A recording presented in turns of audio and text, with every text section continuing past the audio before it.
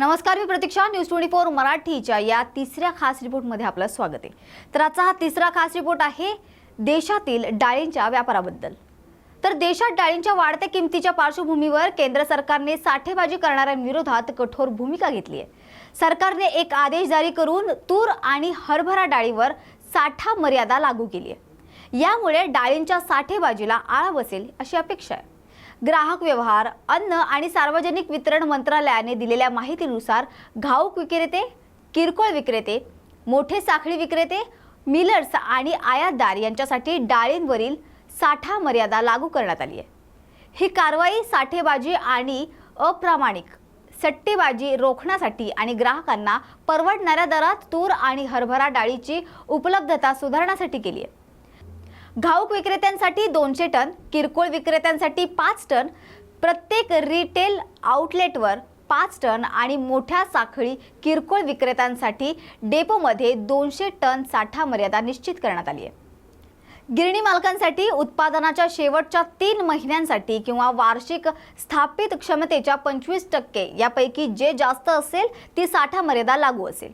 या आदेशाची अंमलबजावणी 30 सप्टेंबरपर्यंत करण्यात येणार आहे. हा आदेश तूर डाळ, हरभरा डाळ आणि काबुली हरभरा यांना लागू आहे. आयातदारांना सांगण्यात आले आहे की ते सीमा शुल्क मंजुरीच्या तारखेपासून 45 दिवसांपेक्षा जास्त काळ आयात केलेला साठा ठेवू शकत नाहीत. सरकारने सर्व संबंधित व्यापारी, गिरणी चालक आणि आयातदारांना नवीन आदेशाचे पालन करण्यास सांगितले. यासाठी सर्व संबंधित पक्ष ग्राहक व्यवहार विभागाच्या पोर्टलवर स्टॉकची माहिती देतील.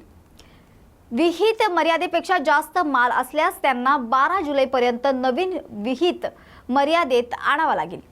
डाळींच्या किमती यंत्रणात आणण्यासाठी सरकारने यापूर्वीच अनेक पावले उचलली आहेत.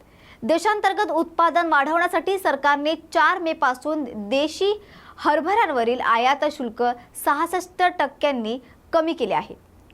शुल्क कमी केल्याने आयात सुलभ झाल्याचे सरकारचे म्हणणे आहे. दुसरीकडे प्रमुख उत्पादक देशांमध्ये हरभऱ्याचा पेरा वाढल्याने चांगली चिन्ह दिसत आहेत.